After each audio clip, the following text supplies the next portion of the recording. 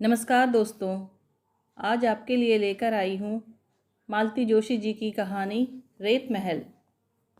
दरअसल शुरुआत ही कुछ गलत हो गई थी।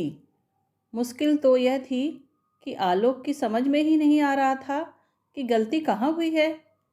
संसार के लाखों लोगों की तरह उसने भी प्रथम मिलन यामिनी की अधीरता से प्रतीक्षा की थी। ढेरों सपने सजोए थे। उन्हीं सपनों में ऊब डूब होता हुआ वह कमरे में आया था।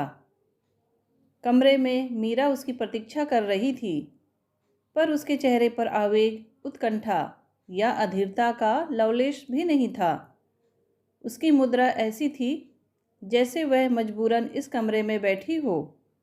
अपनी नवपरिणीता पत्नी के चेहरे से टपकती बेजारी को उसने लज्जा का ही आवरण मानकर धीरे से दरवाज़ा बंद कर लिया।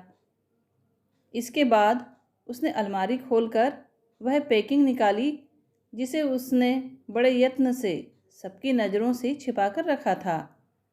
दोस्तों की खास हिदायत थी कि इसे पहली रात को अकेले में खोलना, सिर्फ बीवी के सामने। इसीलिए उस पैकिंग को खोलते हुए उसकी उत्सुकता चरम सीमा पर पहुंच गई थी। जैसे ही आखिरी आवरण हटा, उसकी आंखें संकोच से एक बारगी झुक गई। वह एक खूबसूरत टेबल लैंप था जिसे एक प्रणयी युग्म ने अपनी बाहों में थाम रखा था। कांच से ढला उनका शरीर सौष्ठव देखते ही बनता था और उनकी प्रणय भंगिमा इतनी उत्तेजक थी कि उसने चोर नज़रों से पत्नी की ओर देखा। वह निरपेक्ष भाव से मेजपोश की कढ़ाई का मुआयना कर रही थी। उसे थोड़ी निराशा हुई, पर अगले ही पल अपनी निराशा झटकते हुए उसने लैंप को प्लग में फिट कर दिया और कहा, यार लोगों ने देखो क्या तोहफा दिया है। कल दूसरे प्रेजेंट्स के साथ सबके सामने खुलता तो क्या होता। उन लोगों ने तो देते समय ही जता दिया था। मीरा ने तटस्थ भाव से कहा। हाँ, किस कदर शैतानी पर उतर आए थे सबके सब। कुछ जोक्स तो वाकई नॉनवेज किस्म के थे। उसे खुद संकोच हो आया था। कनखियों से नववधू की ओर देखा था, पर वह ना तो मुस्कुराई थी न शर्माई थी। उसके दोस्तों ने टिप्पणी भी की थी, प्रोफेसर ने तो एकदम ड्राई लगती है यार। उसे ट्रेन करने में ही तेरी आधी ज़िंदगी बीत जाएगी। उसे तब दोस्तों की बात अच्छी नहीं लगी थी। लगा कि वे लोग ज़रा ज़्यादा ही खुल गए थे। ज़रूरी नहीं कि हर किसी को इस स्तर का मजाक अच्छा लगे। फिर मीरा तो वैसे भी साहित्य में पीएचडी है, उसका गंभीर होना स्वाभाविक है। पर अब यहाँ कमरे के इस एकांत में बैठी उस तटस्थ महिला को देखकर लग रहा था शायद वे लोग ठीक कह रहे थे। वरना यह भी कोई बात हुई कि आज भी गंभीरता ओढ़े बैठी रहे, भावनाओं का कोई ज्वार उसे आंदोलित ना करे। कमरे में एक संवादहीनता की स्थिति उत्पन्न हो गई थी। कुछ तो उस सन्नाटे को तोड़ने के लिए और कुछ माहौल बनाने के लिए आलोक ने कहा, तुम्हारी सहेलियों ने तुम्हें कोई चुलबुला तोहफा नहीं दिया? मेरी सहेलियां अब फुर्सत में थोड़े ही हैं। अपने बाल बच्चों को लेकर कब से ससुराल में रच बस गई हैं। मेरा मतलब तुम्हारे स्टाफ से था। नौकरी में तो कलीग से ही यार दोस्त बन जाते हैं। मैंने अपने स्टाफ को इनवाइट ही नहीं किया। क्या बात करती हो? सच कह रही हूँ। गुंजाइश ही कहाँ थी। दोनों बहनों के ससुराल वालों से और भाभी के पीहर वालों से ही घर भर गया था। ऊपर से इतनी लंबी चौड़ी बारात थी। मेरा स्टाफ उस भीड़ में कहाँ खड़ा होता। कौन उनकी आवभगत करता। यह चोट अप्रत्याशित थी। आलोक तिलमिला उठा। उसका मन हुआ अभी पापा के सामने जाकर खड़ा हो जाए और कहे, आपने तो अपनी जिद पूरी कर ली। अब आइए और अपनी बहू रानी के मुखार बिंद से झरते वचनों को बटोर लीजिए। आलोक का शुरू से आग्रह था कि विवाह समारोह बहुत सादा हो। कन्या पक्ष के यहाँ गिने चुने लोग ही जाए, बाकी लोगों के लिए छोटा मोटा रिसेप्शन दे दिया जाए। पर पापा नहीं माने। बोले, जिसे देखो वही शाही सरंजाम कर रहा है, उससे ज़रा भी 19 करेंगे तो खर्च भी होगा और भद भी पिटेगी। लड़की की शादी में तो खैर मजबूरी होती है, मंजू की शादी में झक मारकर सब नाटक करना पड़ा था। कल को अंजू की शादी होगी तब भी करना पड़ेगा। इस समय तो अपने पास चॉइस है। वह चुप हो गया था। किसी और की शादी होती तो वह जिद पर अड़ जाता, पर अपनी ही शादी में हंगामा करना उसे अच्छा नहीं लगा। फिर मम्मी पापा इस बात पर राजी हो गए थे कि बारात का आकार बहुत छोटा होगा, फालतू भीड़ नहीं होगी। पर ऐसा होता कहाँ है। पापा के दोस्त, मम्मी के कलीग्स, मंजू के स्कूल कॉलेज के दोस्त और दफ्तर वाले, इनके अलावा नाते रिश्तेदार, अड़ोसी पड़ोसी, सबको वहीं तो पहुंचना था। लोकल शादी में यही तो होता है, फैलाव इतना हो जाता है कि समेटे नहीं सिमटता। मीरा ने सच ही कहा था। बारात सचमुच बहुत लंबी चौड़ी थी। वह खुद इस बात पर शर्मिंदा था। उसके सारे आदर्श धरे रह गए थे। लेकिन यह बात आज ही कह देना क्या इतना ज़रूरी था। ससुराल और पीहर के इन शाश्वत झगड़ों के लिए क्या आज ही मुहूर्त रह गया था। आलोक सारी रात किसी रूठे हुए बच्चे की तरह मुंह फुलाए रहा। मीरा के मुंह से निकला हुआ कड़वा सच उसे बुरी तरह आहत कर गया था। पर यह गनीमत थी कि मीरा ने केवल आंशिक सच ही बोला था। अगर वह पूरा सच उगल देती तो आलोक शायद कमरे में भी ठहर ना पाता। मीरा ने अपने कॉलेज से किसी को भी शायद इसीलिए आमंत्रित नहीं किया था क्योंकि उसे इस रिश्ते पर बेहद शर्म आ रही थी।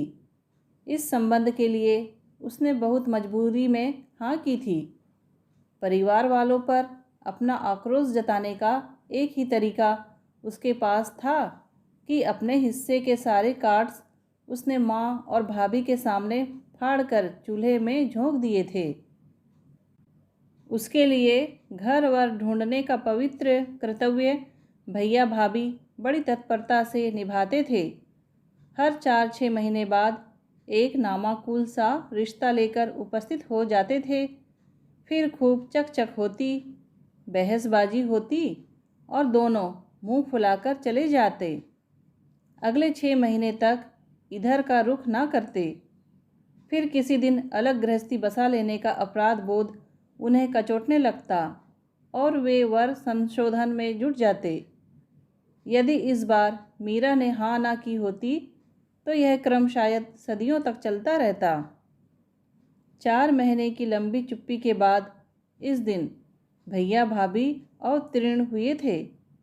हमेशा की तरह उनके हाथ में एक बहुत अच्छा प्रपोजल था और वे उसकी प्रशंसा में गदगद हुए जा रहे थे।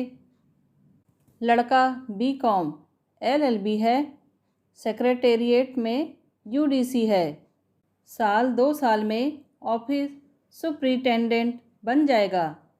तरक्की करता चले तो एक दिन अंडर सेक्रेटरी भी बन सकता है। पिता पंचायत विभाग में थे, अब पेंशन ले रहे हैं। माँ टीचर है, क्वार्टर माँ के नाम है। उनके रिटायर होने पर लड़के के नाम हो जाएगा। 2 बहनें हैं, एक की शादी हो गई है, दूसरी के पैर में थोड़ा ऐब है, शादी नहीं हो पा रही है।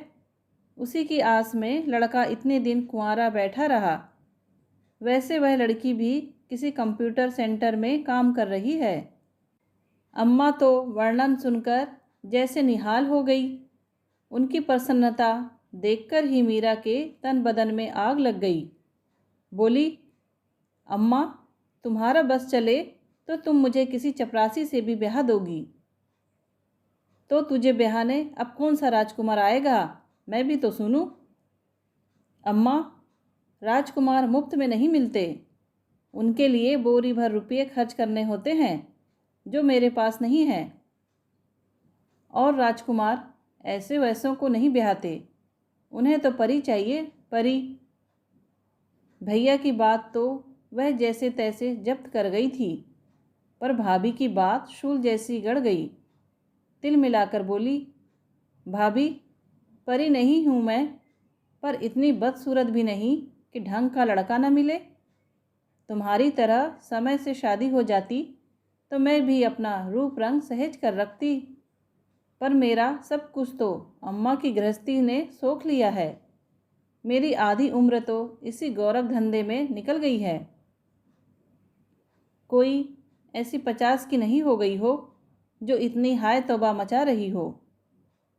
50 की हो जाऊंगी तो तुम्हारे लिए अच्छा रहेगा। फिर हर साल 6 महीने बाद इस तरह का टुटपुंजिया रिश्ता लाने की जहमत नहीं उठानी पड़ेगी। ओह, आई से स्टॉप इट। भैया जोर से दहाड़े, क्या कंजरों की तरह लड़ रही हो? और बिट्टो, एक बात साफ सुन लो, 4 लोग टोकते हैं इसीलिए यहाँ चला आता हूँ, वरना मुझे अपमानित होने का कोई शौक़ नहीं है। अगर तुम्हारा यही रवैया रहा तो आगे से इस झंझट में नहीं पड़ूंगा। बड़ी मेहरबानी होगी। मीरा ने कोहनी तक दोनों हाथ जोड़ लिए। भैया तुनक कर बाहर जा खड़े हुए। भाभी ने आंचल फैलाकर अम्मा के पैर छू लिए। क्या करें अम्मा जी, हमारा तो बहुत मन करता है, पर किसी को हमारा यहाँ आना सुहाता ही नहीं, तो क्या करें। अम्मा बिसूरती हुई भाभी को असिस्ती रही। मीरा से यह नाटक और नहीं झेला गया। वह कमरे में चली गई। वहाँ खड़ी रहती तो शायद भाभी का मुंह नोच लेती। पूरी जादूगरनी है। आते ही भैया पर ऐसा जादू किया कि 3 महीने के भीतर अलग गृहस्थी बसा ली। उन दिनों अम्मा इसीलिए भैया की शादी से कतराती थी। शायद जानती थी कि ऐसा ही होगा, पर नाते रिश्तेदारों ने तो कोचना शुरू किया कि क्या लड़के को बूढ़ा कर दोगी। बाद में तो भैया खुद इधर उधर कहते सुने गए कि मेरा जन्म तो बाप की गृहस्थी पार लगाने के लिए हुआ है। उन दिनों मीरा बीए के दूसरे वर्ष में थी। उसी ने पहल की और आग्रह किया कि मैं तो एमए करके ही शादी करूंगी, तब तक भैया को क्यों रोका जाए। भाभी के पिता भी तब कितनी चिकनी चुपड़ी बातें करते थे। बहन जी, चिंता क्यों करती हैं, दोनों मिलकर कमाएंगे तो आपका घर भर देंगे। अच्छा घर भरने आई थी उनकी बेटी, यहाँ का भी सब ढोकर ले गई। मीरा का भगवान ही जानता है कि उसने कैसे अपनी पढ़ाई पूरी की है। नौकरी के लिए उसे कितने पापड़ बेलने पड़े हैं। आज भैया बोरी भर रुपयों की बात करते हैं। पिछले 10-12 सालों में वह कितना रुपया कमा चुकी है, पर अम्मा की गृहस्थी और अम्मा की दुनियादारी निभाने में सब खर्च हो गए। बड़ी बहनों को तो भैया से कभी एक धेले की भी आस नहीं रही। तीज त्योहार सब मीरा ही निपटाती रही है। स्कूटर स्टार्ट होने की आवाज़ से मीरा ने जाना कि भैया भाभी चले गए हैं। भीतर आते ही अम्मा ने उसे आड़े हाथों लिया। बेचारा कहाँ कहाँ से रिश्ते ढूंढ कर लाता है, और तू ऐसी नाशुक्री है कि कभी सीधे मुंह बात नहीं करती। तेरे मन में क्या है, आखिर पता तो चले। तू कब तक मेरी छाती पर मूंग दलती रहेगी। तेरी वजह से यहाँ पड़ी हूँ। तू एक बार दफ़ा हो जाए तो बेटे के घर बैठकर आराम से पोते पोती खिलाऊंगी। पता नहीं मेरी तकदीर में वह दिन लिखा भी है या नहीं। ज़्यादा ऊंचे सपने मत देख अम्मा। तुम क्या सोचती हो, वे लोग तुम्हें सर आँखों पर बिठा लेंगे, तुम्हारी रोज़ आरती उतारेंगे, तुम्हारे पैर धो धो कर पिएंगे। इस धोखे में मत रहना अम्मा। 2 ही दिनों में उनके तानों से तुम्हारा कलेजा छलनी हो जाएगा। तो तू कौन सा मुझे निहाल किए दे रही है। मीरा अवाक होकर देखती रह गई। स्थितियाँ उसकी सहन शक्ति के बाहर ना हो गई होती तो शायद मीरा अब भी शादी के लिए हाँ ना करती। पर और अधिक अवमानना सहना उसके लिए कठिन हो गया था। वह इस घर में आई थी अपनों से तिरस्कृत होकर, आहत और अपमानित होकर, पर यहाँ वालों ने उसे हाथों हाथ लिया, प्यार के आवेग से उसे सराबोर कर दिया। दोनों ननंदें उसके आगे पीछे डोलती रहती, मंजू की दोनों लड़कियां उसका पल्लू थामे रहती, सास हर दम उसकी इच्छा का मुंह जोहती रहती। पापा जी दूर से ही लाड जताते, कभी कोई मिठाई लाते, कभी कोई मैगजीन ले आते। एक दिन तो वे बच्चों के लिए पिक्चर के टिकट ही खरीद कर ले आए। सास ने तो उस दिन उल्हाना भी दिया था, बहू रानी के लिए अपनी ओर से पिक्चर का प्रोग्राम बन रहा है। मेरी लड़कियों ने तो जब भी सिनेमा के लिए पैसे मांगे हैं डांट ही मिली है। अम्मा होती तो इस बात पर महाभारत हो जाता, पर उसने देखा सास के उल्हाने में कोई कड़वाहट नहीं थी। वह हंस रही थी जैसे यह कोई मजाक हो, और अंजू मंजू भी उस मजाक का पूरा लुत्फ उठा रही थी। वह जैसे पूरे घर की चेतना का केंद्र बनी हुई थी, और आलोक वह तो उसके आगे पीछे बिछा जा रहा था। उतने प्यार की तो उसने कभी कल्पना भी नहीं की थी, ना ही उसे इसकी आदत थी। तीसरी कन्या के रूप में जन्म लेने का अपराध किया था उसने, इसलिए घर में सदा अनादर ही मिला। फिर उसके जन्म के 2-3 साल बाद ही बाबूजी को कंपलसरी रिटायरमेंट का दंड भुगतना पड़ा। इस दुर्घटना के लिए भी उसे ही दोषी ठहराया गया। वे 2-3 साल बड़े कसाले में बीते। तब माँ का रोष रह रहकर उस पर ही उतरता था। भैया की नौकरी के बाद हालात कुछ सुधरी तो बाबूजी चल बसे। फिर दोनों लड़कियों की शादी की चिंता ने अम्मा को जर्जर कर दिया। दोनों बड़ी बहनों की शादी के बाद अम्मा का आक्रोश झेलने के लिए घर में वही रह गई थी। तब एक क्षीण सी आशा थी कि भैया की शादी के बाद वातावरण में कुछ बदलाव आएगा, पर बहू का सुख माँ 3 महीने भी नहीं भोग पाई और भैया अलग हो गए। इस घटना ने माँ और बेटी दोनों को कड़वाहट से भर दिया। दिन भर ठनी रहती, 24 घंटे वह घर और बाहर खट रही थी, पर प्यार के 2 बोल उसके लिए दुर्लभ थे। और यहाँ तो अनायास इतना सारा प्यार उसकी झोली में आ गया था कि उसकी समझ में नहीं आ रहा था कि इसका क्या करे। प्यार करना शायद उन लोगों की फितरत में ही था। घर से बाहर भी उनके संबंधों का फैलाव दूर दूर तक था। रोज ही निमंत्रण आते, सुबह शाम किसी न किसी के यहाँ जाना होता था। दोनों ननदें मनोयोग से उसे सजाती संवारती। कभी मंजू अपनी साड़ी पहनने के लिए कहती तो कभी अंजू अपना अमेरिकन डायमंड का सेट उसे पहना देती। किसी ज़माने में उसे भी अपनी भाभी को सजाने का चाव था, पर उन्होंने कभी लिफ्ट नहीं दी।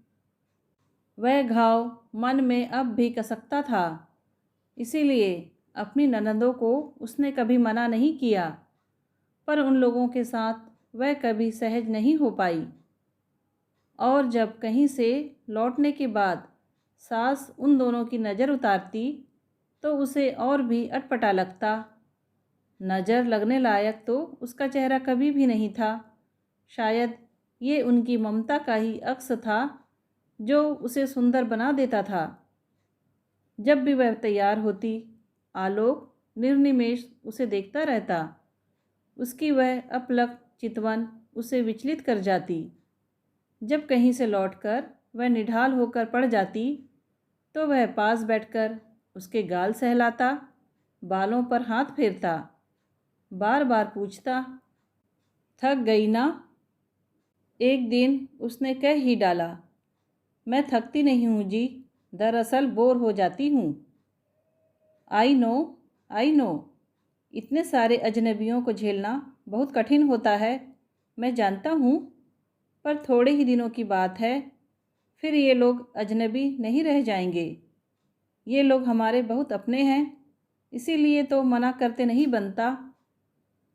मुझे तो लग रहा है कि मेरी छुट्टियाँ बर्बाद हो रही है। सिर्फ यहाँ वहाँ खाना खाने के लिए घर बैठने की क्या ज़रूरत थी? कहीं जाना चाहती हो? Yes, if it is possible. बहुत मुश्किल में डाल दिया था मीरा ने। आलोक को तो मम्मी पापा से बात करते संकोच हो रहा था। शादी में कोई ख़ास हंगामा नहीं किया गया था, फिर भी उसका और पापा का दोनों के खाते खाली हो गए थे। इसीलिए छुट्टी लेकर वह चुपचाप घर में बैठ गया। पर अब जबकि मीरा ने खुद इच्छा जाहिर की है, अंजू ने बड़ी समझदारी से इस समस्या को हल किया था। बोली, पापा, मेरी एफडी तोड़ दीजिए। कोई आज ही मेरी शादी नहीं हो रही है, जिस दिन होगी देखा जाएगा। उस दिन क्या दादा हाथ पर हाथ धरे बैठे रहेंगे? 10,000 रुपये लेकर आलोक मीरा को बम्बई घुमाने ले गया। उसे आशा थी कि घर से दूर जाकर मीरा के मन में प्रसुप्त प्रणय भावनाएं जाग उठेगी, पर उसे तो निराशा ही हुई। मीरा तो घर से दूर इसलिए आई थी कि इतने लोगों के निरंतर संग साथ से उसे घबराहट होने लगी थी, उसका दम घुटने लगा था। बम्बई से लौटते हुए आलोक का मन चाहे भारी रहा हो, पर वह काफ़ी हल्का महसूस कर रही थी। वहाँ से वह खाली हाथ भी नहीं आई। मम्मी, पापा, अंजू, मंजू, रिंकी, पिंकी सबके लिए उपहार लाई थी। सास तो एकदम धन्य हो गई। 10,000 खर्च हो गए, कोई बात नहीं, बहू में कुछ चेतना तो जागी। नहीं तो अब तक तो सारा वन वे ट्रैफिक ही चल रहा था। आलोक ने यह बात किसी पर जाहिर नहीं होने दी कि उपहारों की पेशकश उसी ने की थी। माँ की आंखों से छलकती खुशी को देखकर उसे लगा कि उसका श्रम सार्थक हुआ है। ज्यों-ज्यों दिन आगे सरकते जा रहे थे, मीरा का मन संशय में ऊब-डूब होने लगा। पिछले दिनों वह अपने परिवेश से एकदम कट गई थी। 1 महीने के अज्ञातवास के बाद कॉलेज जाकर सबका सामना करने में उसे घबराहट महसूस हो रही थी। वह चाहती तो छुट्टी बढ़ा सकती थी। बरसों बाद उसे इतने इत्मीनान की ज़िंदगी जीने का मौका मिला था। न कॉलेज की हाय तौबा, न घर की आपाधापी, न प्रिंसिपल की घोंस घपट, न अम्मा की चक-चक। इस आराम की, सुकून की तो उसने कभी कल्पना भी नहीं की थी। पर इस आराम से वह भी धीरे धीरे ऊबने लगी थी। घर की चारदीवारी में बंद रहने की आदत कब से छूट गई थी। जिस दिन ज्वाइन करना था, पापा जी सुबह सुबह बाजार जाकर 2 किलो मिठाई ले आए। बोले, शादी के बाद पहली बार जा रही हो, खाली हाथ मत जाना।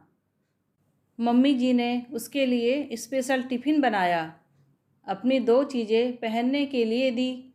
अंजू ने उसके लिए दरवाजे पर लगी चमेली का गजरा गूँथ दिया।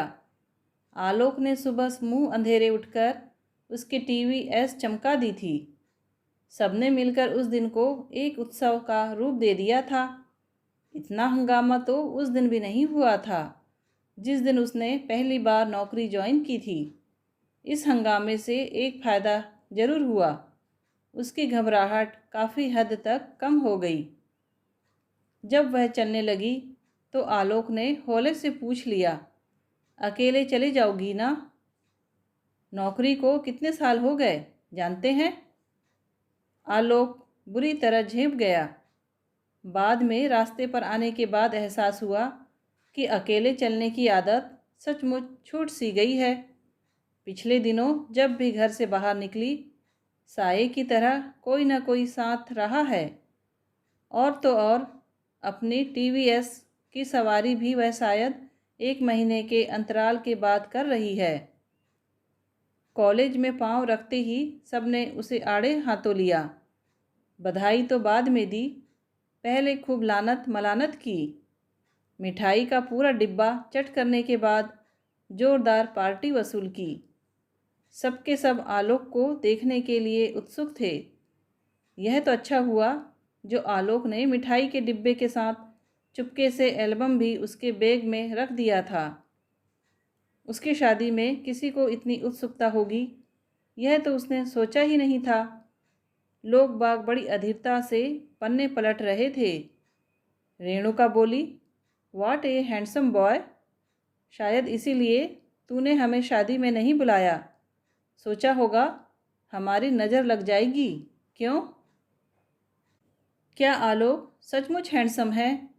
उसने तो इस दृष्टि से कभी सोचा ही नहीं। उसे खुद अपनी भी तो खबर कहाँ है। सबके सब उसकी निखरी निखरी रंगत और भरे भरे चेहरे की प्रशंसा कर रहे थे और उसे आश्चर्य हो रहा था। जब शोर शराबा ख़त्म हो गया तो समीना ने अकेले में धीरे से पूछा, तूने इतनी चुपचाप से शादी की कि हम लोग सोच बैठे थे कि कोई ऐसी वैसी बात होगी, पर ऐसा तो कुछ भी नहीं है।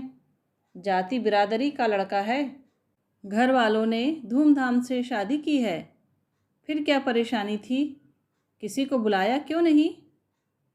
सच कहूँ समीना, इस शादी में मेरा जरा भी मन नहीं था। बस अम्मा के लिए हाँ कर दी समझ लो। मुझे तो जरा भी मज़ा नहीं आया। तुझे कितना मज़ा आया यह तो तेरे चेहरे की रंगत ही बता रही है। समीना ने चुटकी ली तो मीरा बुरी तरह झेंप गई। मीरा, इस बार समीना का स्वर गंभीर था। इस उम्र में शादी हो जाए यही गनीमत है। मुझे देखो, रेणुका को देखो, कब से दिया जलाकर रह गुजर में बैठे हैं, पर इस राह से कोई गुजरता ही नहीं। पहली बार मीरा को लगा कि उसकी शादी कोई इतनी बड़ी दुर्घटना नहीं है।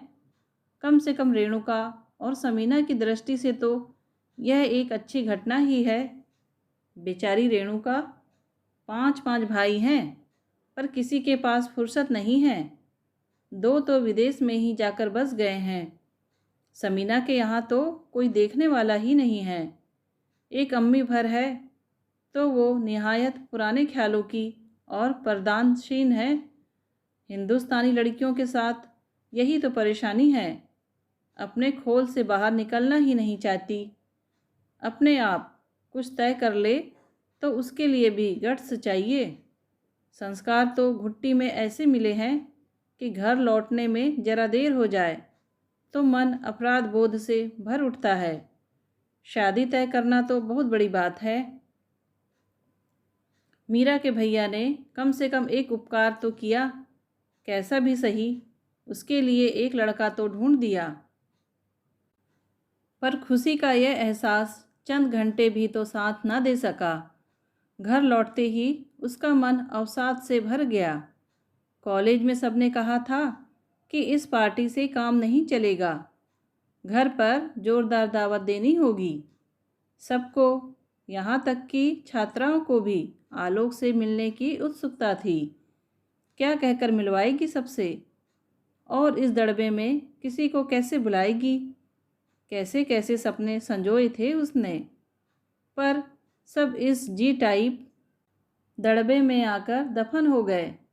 अगर किसी बाबू की ही बीवी बनना था तो इतने दिन तक प्रतीक्षा करने की क्या ज़रूरत थी?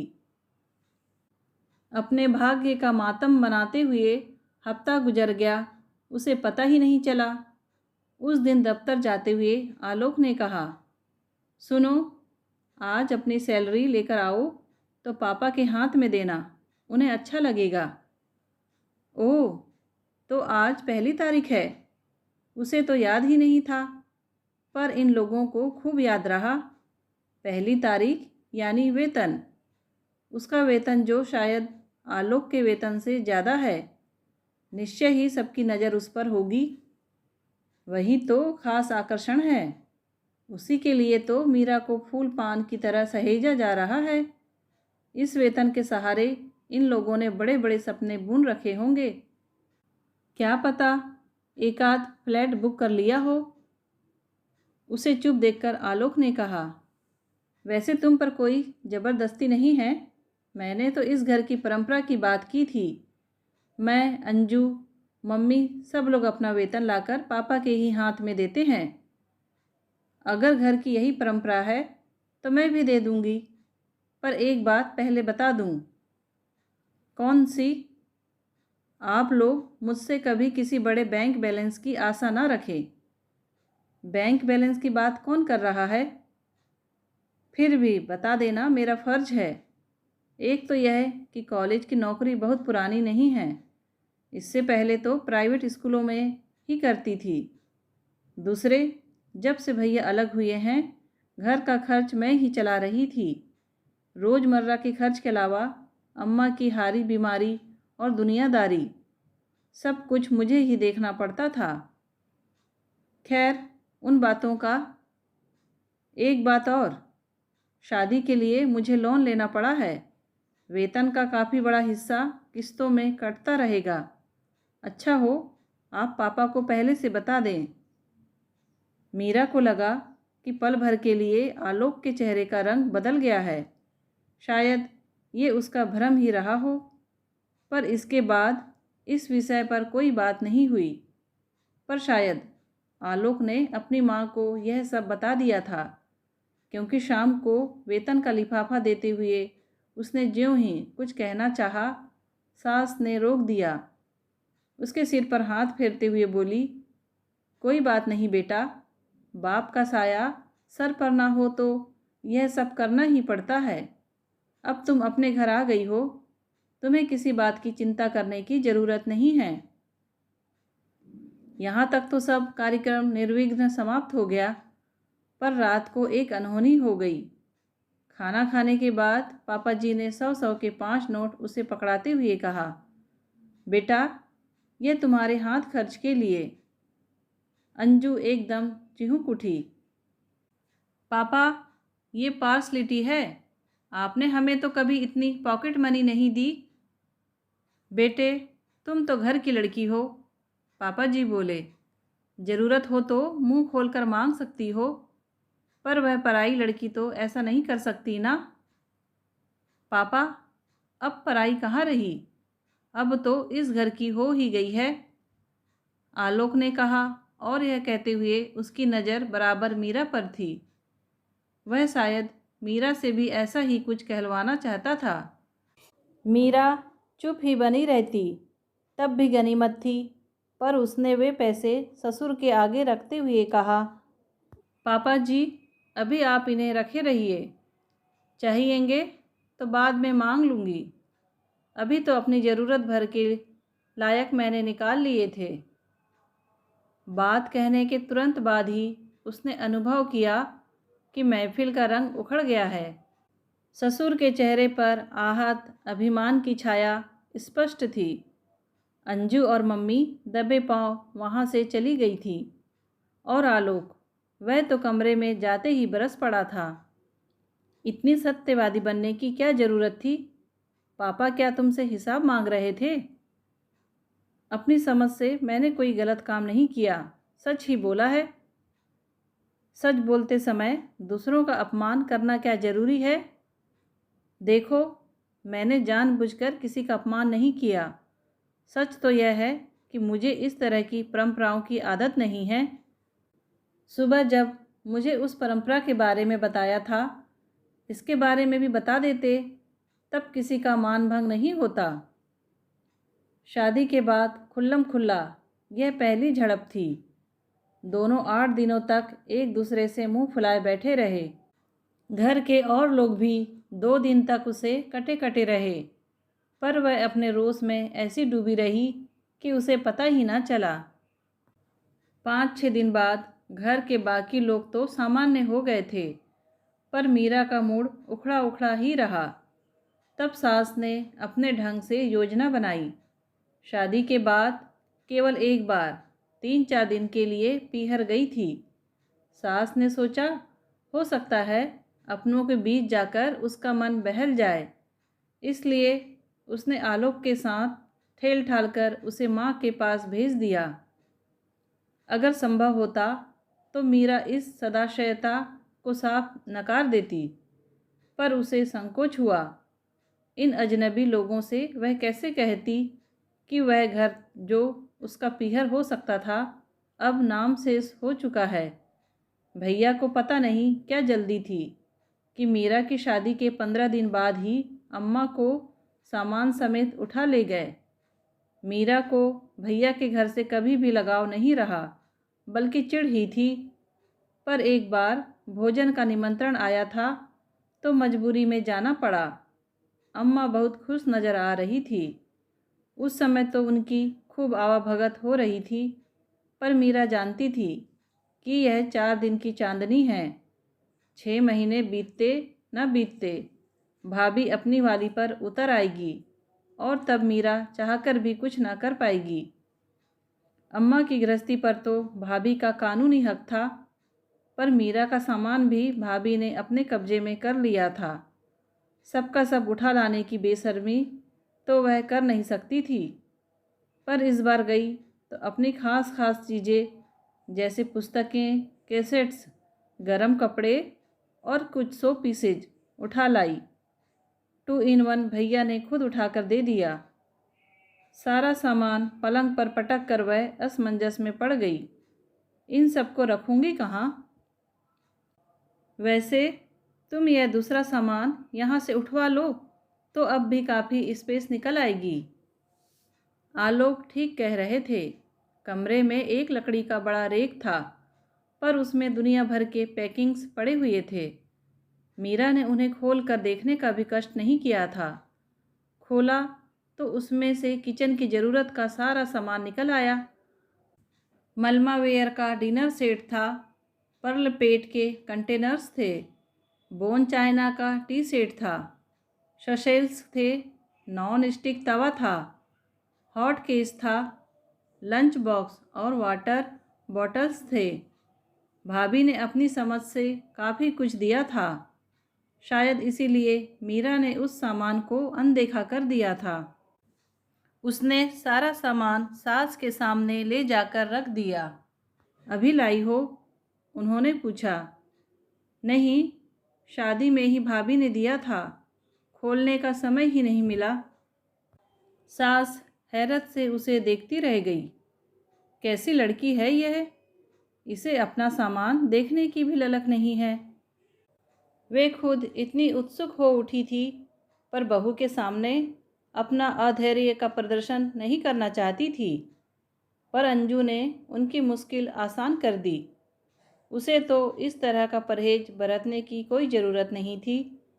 उसने सारे बक्से खोल डाले और सामान फर्श पर बिछा दिया। उसके उत्साह का अंत नहीं था। उसने उसी शाम किचन की सारी सजावट बदल डाली। वैसे भी मीरा की सास बहुत सुघड़ थी। उनकी रसोई बड़े करीने से सजी हुई थी।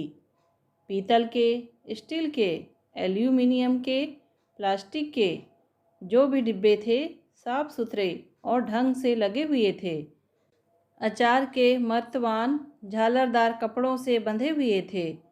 छोटा मोटा सामान कांच की सुंदर शीशियों में रखा हुआ था।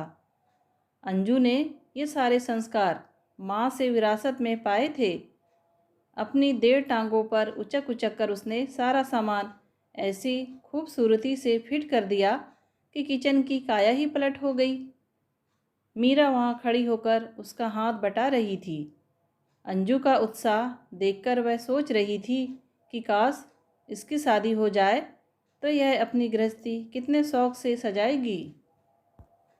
सब कुछ मन माफिक जमा लेने के बाद अंजू पिता और भाई को दिखाने के लिए बुला लाई। मीरा संकोच से अपने कमरे में चली गई। वहाँ जाकर देखा पलंग पर सारा सामान बड़े व्यवस्थित ढंग से जमा दिया गया है। मतलब उधर बहन लगी हुई थी तो यहाँ भाई भी खाली नहीं बैठे थे। यह उत्साह और उमंग लोग कहाँ से ले आते हैं? उसे तो लगता है जैसे उसका सब कुछ निचुड़ गया हो। आलोक कमरे में आते ही बोला, वाह, तुमने तो किचन का रूप ही बदल डाला। सब अंजू की करामात है। मम्मी पापा इतना खुश हो रहे थे जानती हो क्यों? इतने दिनों तक तुमने सामान नहीं खोला था, तो वे समझ रहे थे कि तुम्हारा अलग रहने का इरादा है। कहीं कहीं ऐसा भी तो होता है ना? कहीं कहीं क्यों, हमारे घर में ही हुआ था। हमारी भाभी तो अपना सामान लाई ही नहीं थी। अलग होने के बाद उनके पिताजी सब कुछ नए घर पहुंचा आए। मीरा, एक बात कहूँ, कभी कभी कोई ख़ास चीज़ अपने हाथ से बनाकर खिलाया करो, पापा बहुत खुश होंगे। उसे इतना ताव आया, यह आदमी हर बात में पापा की आड़ क्यों लेता है? खुद भी तो कह सकता है। उसने कहा, खास वास तो मुझे कुछ आता ही नहीं, आप कहें तो रोज़ का खाना बना दिया करूँगी। मैं कहूँ तो बनाओगी? तुम्हें अपने से कभी इच्छा नहीं होती? आलोक ठीक कह रहे थे। शादी के बाद से रसोई में उसका दखल नहीं के बराबर था। कभी कभार चाय बना दी या सब्जी काट दी, बस। बाकी दोनों वक्त का खाना अंजू की मदद से मम्मी ही बनाती थी। उन्होंने मुंह खोलकर कभी मीरा से कहा नहीं, न मीरा ने कभी अपनी ओर से पहल की। एक बात साफ साफ कह दूं, आलोक का चौंकना स्वाभाविक था। मीरा की साफ साफ बातों से उसे अब खौफ होने लगा था। फिर भी कहा, बोलो।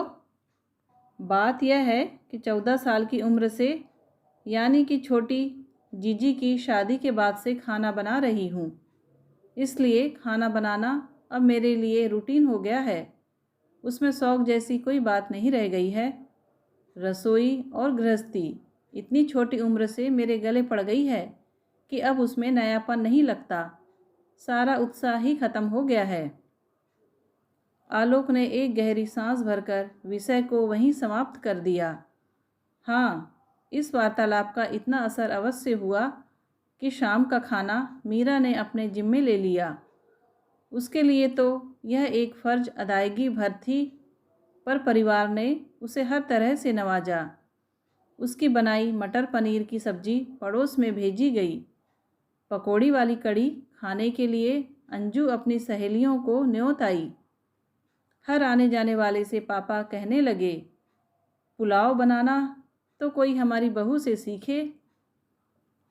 उसे लगता जैसे घर वाले उसकी तारीफ करने पर तुल गए हैं। दीपावली पर उसने घर में अल्पना दी तो देखने के लिए सारी बिल्डिंग को बुला लिया गया। आलोक के सुझाव पर उसने पापा के लिए स्वेटर बुना तो वे पूरे मोहल्ले में नुमाइश कराए। अंजू के जन्मदिन पर आलोक एक महंगा सूट ले आया था, पर नाम उसने मीरा का ही बताया। सारी सखियों में अंजू की भाभी अपनी चॉइस और जेनरस नेचर के लिए मशहूर हो गई। आलोक पत्नी को परिवार में प्रतिष्ठित करने के लिए जी जान से जुटा हुआ था। परिवार वाले भी उसे अपने में समो लेने की प्राणपण से चेष्टा कर रहे थे, पर वह जल में कमल पत्र की भांति अलग थलग ही बनी रही। इस तरह टूट कर प्यार करना तो उसने कभी सीखा ही नहीं था। स्नेह का उचित आदान प्रदान ना हो तो ऊष्मा के स्रोत भी सूखने लगते हैं। मीरा को जितना अपनाने का प्रयास किया गया, उतनी ही वह दूर छिटकती गई। अंजू की उम्र तो यह सब जानने समझने की नहीं थी। पापा जी तो पुरुष थे। इतनी महीन दृष्टि पुरुषों के पास होती भी नहीं है। पर आलोक की माँ धीरे धीरे एक गहरी हताशा में डूबने लगी। वे जब तब बेटे का चेहरा पढ़ने का प्रयास करती। उन्हें अपने सुख दुख की परवाह नहीं थी। अपनी जिंदगी तो वे जी चुकी थी, बस बेटा खुश बना रहे। पर क्या वह सचमुच खुश था? दिन इसी तरह निरापद बीत रहे थे, पर एक सुबह वातावरण अचानक खुशनुमा हो उठा। सुबह की चाय के बाद मीरा को जोर की उबकाई आई। बाथरूम से लौटी तो पसीने से तरबतर थी। आलोक तो एकदम घबरा गया, पर मम्मी जी के चेहरे पर अरसे बाद एक मुस्कुराहट तैर गई। बहू की पीठ धीरे धीरे सहलाते हुए उन्होंने 2-4 जरूरी सवाल पूछ डाले और तत्काल दोनों की छुट्टी का ऐलान कर डाला।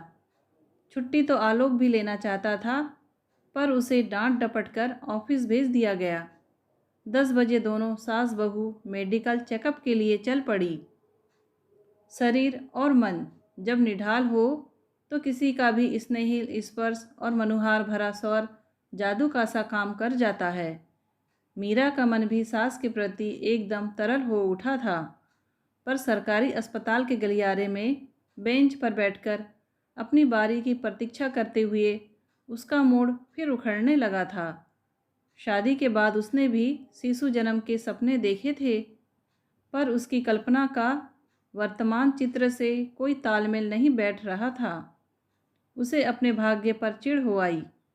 उसका सोचा कुछ भी क्यों नहीं हो पाता, हर बार उसे निराशा ही हाथ क्यों लगती है। आया ने बड़ी देर बाद बेहद बदतमीज लहजे में जब पहले उसका नंबर और बाद में उसका नाम पुकारा तो उसे जैसे आग लग गई। उस आग में सुलगती हुई वह भीतर दाखिल हुई। सास बड़े उत्साह से सारा ब्यौरा दे रही थी, पर खुद उसने सारे प्रश्नों के उत्तर बड़ी बेरुखी से दिए। डॉक्टर तो फिर सरकारी अस्पताल वाली ही थी, उसने भी सास की मीठी बोली का लिहाज नहीं किया। परिणाम यह हुआ कि अस्पताल से लौटते हुए वह शरीर और मन दोनों से बुरी तरह आहत थी। अपने शरीर में होने वाले इस अंकुरण के प्रति वह अभी ठीक से पुलकित भी ना हो पाई थी कि उसे इस सारे व्यापार से तृष्णा हो गई। घर लौटकर वह कमरे में पस्त होकर पड़ गई। सोच रही थी कि खाने का बुलावा आएगा तो साफ इनकार कर देगी, पर सास ने उसे बुलाया ही नहीं। कमरे में ही गरम गरम उपमा बनाकर दे गई। यही नहीं, 4 बजे पापा जी को भेजकर उसके लिए ताज़ा खास्ता कचौड़ी भी मंगवा दी। इस लाड़ प्यार के बावजूद उसका मन रूठा ही रहा। आलोक जब दफ्तर से लौटा तब भी वह अलगाई सी बिस्तर में पड़ी हुई थी। उसकी झूठी प्लेटें अब तक पलंग के नीचे पड़ी भिन भिना रही थी। उन्हें अनदेखा कर आलोक ने कहा, मैंने कहा बधाई हो। मीरा ने करवट बदलकर उसकी ओर देखा। मीरा की आंखों को देखकर आलोक की आंखों में झिलमिलाती दीपमाला भी मलिन पड़ गई। किस बात की बधाई? अब यह भी बताना पड़ेगा। इसमें बधाई की क्या बात है? हर घर में शादी के बाद यही सब तो होता है। मेरे घर में तो यह पहली बार हुआ है, और मैं तुम्हारी तरह विद्वान नहीं हूँ कि खुश होने वाली बात पर भी मुंह चढ़ाकर बैठ जाऊं। ये विद्वान वाला जुमला चुभने वाला था। मीरा ने तिल मिलाकर कहा, मेरे विद्वान होने ना होने से क्या फ़र्क पड़ता है? मेरे साथ भी तो वही सब हो रहा है जो औरों के साथ होता है। आलोक सिर धुन कर रह गया। इस औरत को वह शायद कभी समझ नहीं पाएगा। थोड़ी देर बाद बुझे से स्वर में उसने कहा, मम्मी कह रही थी कुछ ज़रूरी टेस्ट करवाने हैं, कब चलना है? सुबह जाना होगा, आप परेशान ना हो, मैं चली जाऊंगी। और सुबह वह सचमुच अकेली ही निकल जाएगी, इसका किसी को इल्म भी न था। आलोक तो उस समय बाथरूम में था। मीरा ने रसोई में झांककर सास को इत्तला भर दी और चल पड़ी। सुबह सवेरे घर से निकलने का एक कारण यह था कि वह अपनी एक कलीग के हाथ छुट्टी की एप्लीकेशन देना चाहती थी। वहाँ से चली तो सीधे डॉक्टर आभा वर्मा की क्लिनिक के पास आकर रुकी। कॉलेज आते जाते अक्सर यह बोर्ड उसने देखा था, शायद इसीलिए दिमाग में रजिस्टर्ड हो गया था। यहाँ भी शायद वह जल्दी ही आ गई थी। अभी साफ सफाई ही चल रही थी। शुक्र था कि रिसेप्शनिस्ट आ गई थी और उसका नाम सबसे ऊपर लिख गया था। वह काफ़ी साहस बटोरकर घर से चली थी और मन ही मन उसने काफ़ी रिहर्सल भी की थी, पर डॉक्टर के सामने बैठते ही वह नर्वस होने लगी। उसने चुपचाप कल वाला पर्चा सामने सरका दिया। डॉक्टर ने पर्चा पढ़ा और प्रश्नार्थ दृष्टि से उसकी ओर देखा। जब वह कुछ नहीं बोली तो पूछा, क्या यहाँ रजिस्टर कराना चाहती हो? दरअसल बिफोर इज टू लेट। मैं अबॉर्शन कराना चाहती हूँ। उसने सारा साहस बटोर कर मन की बात कह डाली। डॉक्टर थोड़ी देर उसे घूरती रही, फिर बोली, आप मैरिड हैं ना? क्या मतलब? वह कानों तक लाल हो आई। बुरा मत मानिए, यह तो अस्पताल है, यहाँ हर तरह के लोग आते हैं। वैसे यह शायद आपका पहला बच्चा है। उनकी नज़र पर्चे पर थी। जी। आपकी एज भी शायद? जी, मेरी लेट मैरिज हुई है। देखिए, पहली प्रेगनेंसी तो हम वैसे भी रिटेन करने की सलाह देते हैं। आपकी एज में तो यह और भी ज़रूरी है। इतनी लेट एज में कंसीव करना ही एक चैलेंज है। अबॉर्शन तो बहुत बड़ी रिस्क है। पता नहीं दूसरा चांस आपको मिले ना मिले। आप तो मुझे सिर्फ इतना बता दीजिए कि इसके लिए क्या मेरे हस्बैंड की कंसेंट ज़रूरी होगी? यह तो बात की बात है। पहले मैं चाहूँगी कि आप मेरी बात पर एक बार फिर से गौर कर लें। अभी डॉक्टर की बात पूरी ही नहीं हो पाई थी कि मीरा शिष्टाचार को ताक पर रखकर उठ गई। वह यहाँ भाषण सुनने नहीं आई थी। वह तो बिना किसी शोर शराबे के इस जंजाल से मुक्त होना चाहती थी। उसे मालूम था कि छुटकारे के और भी तरीके हैं, पर वह उनके फेर में नहीं पड़ना चाहती थी। उसकी छोटी जीजी ने चौथी बार गर्भ ठहरने पर पता नहीं कैसा घरेलू उपचार किया था कि मरते मरते बची थी। उसकी सहेली रत्ना शादी के तुरंत बाद गर्भवती हो गई थी।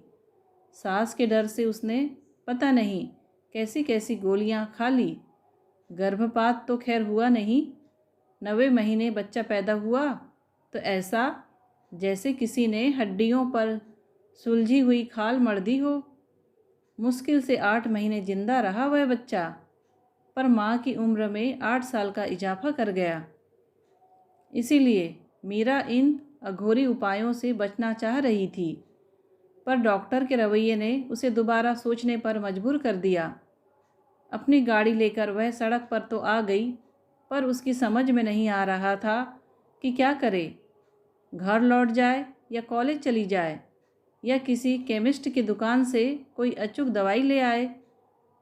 वह अभी पसोपेश में ही थी कि एक परिचित स्कूटर सामने आकर रुका। आप? वह बुरी तरह चौंकी। जी हाँ, आपका अदना सेवक। सुबह सवेरे कहाँ चली गई थी? 2-3 पैथोलॉजिकल लैब्स के चक्कर लगा आया हूँ। अब सीधे तुम्हारे कॉलेज जा रहा था, नज़र आ गई। लेकिन इस तरह पीछा करने की क्या ज़रूरत थी? यह जाकर अपनी महिमामयी सास से पूछना। उन्होंने तो मुझे नाश्ता भी नहीं करने दिया और दौड़ा दिया। बोली। संकोच के मारे उसने कहा, नहीं होगा, ज़रूर कोई तकलीफ़ होगी। अब तुम्हें डॉक्टर के यहाँ से निकलते देखा तो सोचता हूँ मम्मी वाज राइट। क्या प्रॉब्लम थी? क्लिनिक के सामने इस तरह खड़े होकर बात करना मीरा को अजीब सा लग रहा था। आने जाने वाले उसे घूर रहे थे। आलोक उसकी परेशानी समझ गया। बोला, घर से कुछ खाकर नहीं चली थी ना? मैं भी वैसे ही निकल पड़ा था। चलो चलकर कुछ खा लेते हैं। काफ़ी दूर जाकर उन्होंने एक रेस्तरां चुना जहां कॉलेज की छात्राओं के आने की संभावना कम थी। कोने की एक मेज़ चुनकर आलोक ने मसाला डोसा और कॉफ़ी का ऑर्डर दिया। फिर इत्मीनान से बैठते हुए कहा, हाँ अब बताओ, डॉक्टर ने क्या कहा? डॉक्टर क्या कहेगी? जो कुछ कहना था मुझे ही कहना था। मतलब? मैं अबॉर्शन करवाने गई थी। क्या? आलोक तो एकदम सख्ते में आ गया। सरकारी अस्पताल में बच्चा जनने से तो अच्छा है बच्चा पैदा ही ना किया जाए।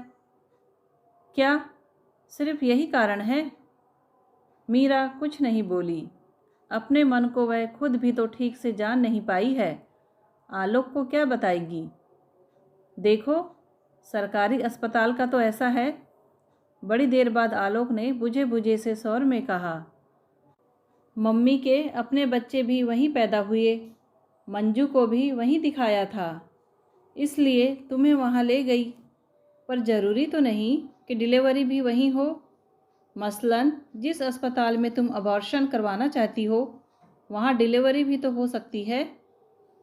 डिलीवरी सारी समस्याओं का अंत तो नहीं है, बल्कि वह तो शुरुआत है। क्या हम एक नई जिम्मेदारी लेने लायक हैं? तुम तो हो। मेरी बात जाने दो।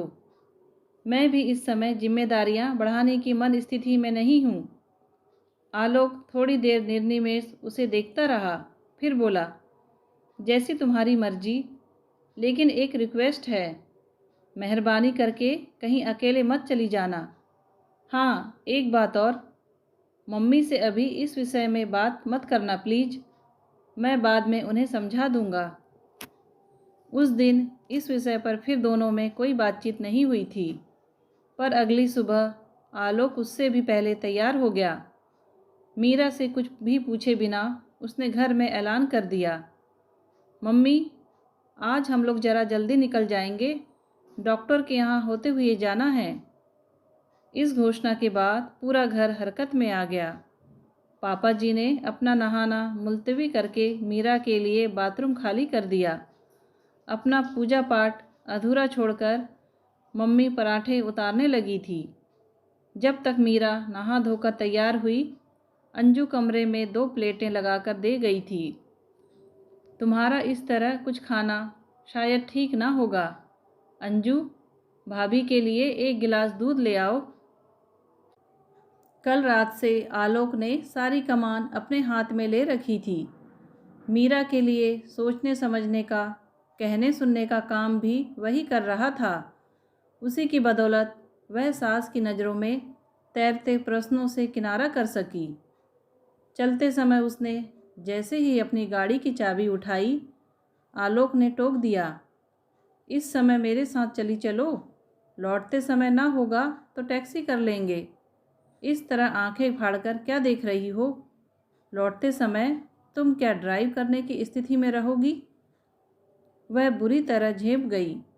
आलोक ठीक ही तो कह रहे थे, लौटते समय पता नहीं क्या दशा हो। उसके लिए तो यह पहला अनुभव था। कैसा लगता होगा अपने शरीर के एक अंश को कहीं होम कराना। काश वह मम्मी जी से इस बारे में कुछ कह सुन पाती, थोड़ा हौसला तो मिलता। पर मम्मी जी की प्रतिक्रिया पता नहीं क्या होती। एक मधुर संभावना की आशा में वे उसके आगे पीछे डोल रही है। सच जान लेंगी तो उनका रुख कुछ दूसरा ही होगा। तभी तो आलोक ने कहा था, प्लीज़ मम्मी से अभी कुछ मत कहना, मैं बाद में समझा दूंगा। आलोक के पीछे स्कूटर पर बैठकर जाते हुए वह बेहद नर्वस हो रही थी, जैसे दुनिया में एकदम अकेली हो गई है। ऐसा कोई नहीं है जो उसे हौसला दे सके, सांत्वना दे सके। अम्मा से तो इस तरह का संबंध कभी रहा नहीं। एक यह पति था, पर कल की घोषणा के बाद तो वह भी अपना नहीं रहा। उसने आलोक की ओर देखा, कितने मनोयोग से स्कूटर चला रहा था। कल रेस्टोरेंट में जब उसने वह बेतुकी बात कह दी थी, तो यह शख्स कितना टूट गया था, कैसे बिखर गया था। आज उसके माथे पर सिकन तक नहीं है। उसने एक बार भी तो नहीं कहा कि वह अपने फैसले पर पुनर्विचार कर ले, बल्कि खुद आगे बढ़कर सब कुछ करवाने पर तुला है। ठीक तो है, उसे क्या फ़र्क पड़ता है? उसके पास अपना भरा पूरा परिवार है, लाड़ करने वाली माँ है, प्यार उड़ेलने वाली बहनें हैं, सहारा देने वाले पिता हैं। अकेली तो मीरा है। इस घटना के बाद शायद और भी अकेली पड़ जाएगी। इस आदमी का तो कुछ नहीं बिगड़ेगा। उस क्षण उसे अपने पति से ही ईर्ष्या हो आई। उई माँ! एकाएक इतनी जोर का उचक्का लगा कि वह उछलकर गिरने को हुई। बड़ी मुश्किल से अपने को संभाल पाई। Sorry, very very sorry. Alok भी स्कूटर से उतर आया था। पता नहीं किस धुन में था कि इतना बड़ा स्पीड ब्रेकर भी नज़र नहीं आया। कमबख्त, ठीक से मार्किंग भी तो नहीं करते हैं। स्पीड ब्रेकर सचमुच काफ़ी बड़ा था। तुम ठीक तो हो ना? तुम्हें कहीं चोट तो नहीं आई? आलोक बार बार पूछ रहा था। उसकी व्यग्रता पर उसे हंसी आ रही थी। बोली, आपके सामने वन पीस खड़ी तो हूँ। नहीं, मेरा मतलब था। संकोच के मारे वह बात पूरी न कर सका। अगर वैसी भी कोई बात हो तो क्या फ़र्क पड़ता है, हम लोग उसी काम के लिए तो जा रहे हैं। वह बात अलग है, जो कुछ भी हो ढंग से हो। अब चलें, या ऐसा करते हैं एक ऑटो ले लेते हैं। ना बाबा, स्कूटर ही ठीक है। ऑटो वाले तो मरे ऐसा चलाते हैं कि अंजर पंजर ढीले हो जाते हैं। स्कूटर पर पुनः यात्रा प्रारंभ हुई, पर इस बार आलोक अतिरिक्त सावधानी बरत रहा था। एक एक पत्थर बचाकर गाड़ी निकाल रहा था। मीरा को पति पर एकाएक ममता हो आई। उसे आज तक किसी ने ऐसे सहेजा नहीं था। गाड़ी जैसे ही डॉक्टर आभा वर्मा के क्लिनिक के पास रुकी, मीरा ने टोक दिया, नहीं, यहाँ नहीं। क्यों? ऐसे ही, यह डॉक्टर कुछ जमी नहीं। शहर में और भी तो डॉक्टर हैं, ढेरों हैं। हर फलांग पर एक नर्सिंग होम है। आलोक ने ठीक ही कहा था। फलांग भर की दूरी पर ही एक और बोर्ड नज़र आ गया। 15 मिनट की प्रतीक्षा के बाद वे डॉक्टर के सामने थे। कहिए, वो क्या है? अभी आते आते एक छोटा सा एक्सीडेंट हो गया। डर है कि कहीं कुछ। कितने दिन हो गए हैं? यही कोई 7 वीक्स। वैसे कुछ होना तो नहीं चाहिए, फिर भी चलिए देख लेते हैं। जैसे ही वे दोनों भीतर जाने के लिए उठी, आलोक ने टोक दिया, मैडम, ये नर्वस हो रही है, इसीलिए सच बोलने से हिचक रही है। दरअसल हम लोग यहाँ प्रेगनेंसी टर्मिनेट कराने आए हैं। डॉक्टर ने चकित होकर एक बार मीरा की ओर देखा, फिर आलोक से पूछा, आपके पहले कितने बच्चे हैं? This is the first one. फिर हमारी कुछ पर्सनल प्रॉब्लम्स है, यही समझ लीजिए कि अभी तक हम ठीक से सेटल नहीं हुए हैं, इसीलिए ये जिम्मेदारी उठाने के काबिल नहीं हैं। क्या आपकी वाइफ भी यही सोचती है? मीरा बुद्ध बनी खड़ी रही। उसने कोई जवाब नहीं दिया। देखिए मिस्टर, मर्द के लिए बच्चा पैदा करना एक सगल हो सकता है, पर औरत के लिए it is much more than death. It is not only physical attachment, it is an emotional involvement also. औरत के लिए बच्चा क्या होता है, आप मर्द लोग कभी समझ नहीं पाएंगे। खासकर इस उम्र में पहले बच्चे को खोने का दर्द तो इट इज़ बियॉन्ड इमेजिनेशन। मैं चाहती हूँ आप इस बात पर अपनी वाइफ के नज़रिए से भी गौर फरमाएं। मैडम, हम लोग घर से खूब सोच समझकर ही निकले थे। आप तो मुझे बस इतना बता दीजिए कि मुझे कहाँ कहाँ दस्तखत करने होंगे, और यह भी कि अंदाजन कितना खर्च आएगा, ताकि मैं बैंक जाकर इंतज़ाम कर सकूं। यह सब तो बात की बातें हैं। पहले मैं चाहूँगी कि आप लोग घर जाकर खूब अच्छी तरह सोच विचार कर लें। 4-5 दिन में कोई फ़र्क नहीं पड़ेगा, फिर आप जैसा चाहें।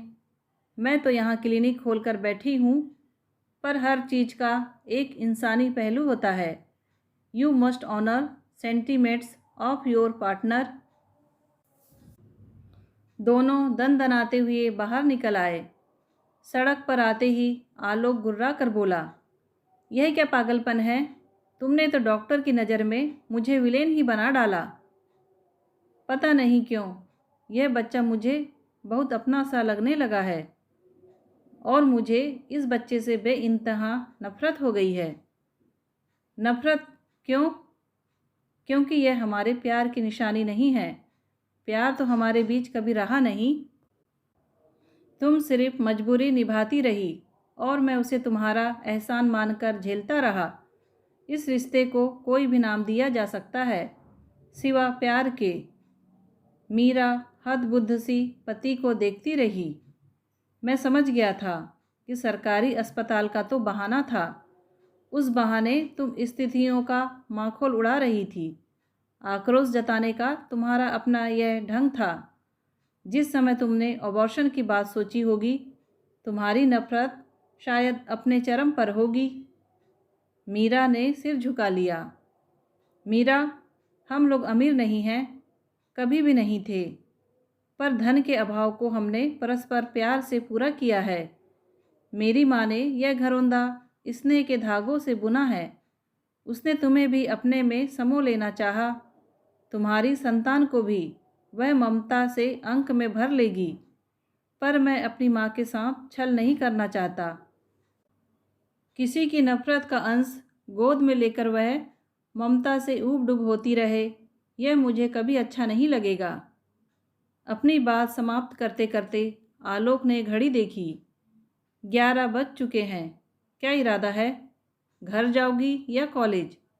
स्कूटर से छोड़ दूं या ऑटो से चली जाओगी? उसका स्वर इतना निरपेक्ष था कि मीरा सिहर उठी। और आप? मैं तो सीधे दफ्तर जाऊंगा। एक दिन की छुट्टी जाया करने में क्या तुक है? मीरा का मन अभिमान से भर उठा। उसका अंततः 100 झंझावतों से जूझ रहा है और इस आदमी को अपनी छुट्टी की पड़ी है। तो ठीक है, यही सही। आप दफ्तर जा रहे हैं ना? हाँ, कोई काम था? काम क्या होगा? बस यही कि जाने से पहले ज़रूरी कागज़ों पर दस्तखत करते जाइए। मेरी छुट्टी का तो आज तीसरा दिन चल रहा है। और साड़ी का पल्लू मुंह में ठूसकर वह नर्सिंग होम के कॉरिडोर में अंतर्ध्यान हो गई। दोस्तों, कहानी पसंद आई हो तो प्लीज़ लाइक, शेयर और सब्सक्राइब ज़रूर कीजिए। कहानी सुनने के लिए धन्यवाद।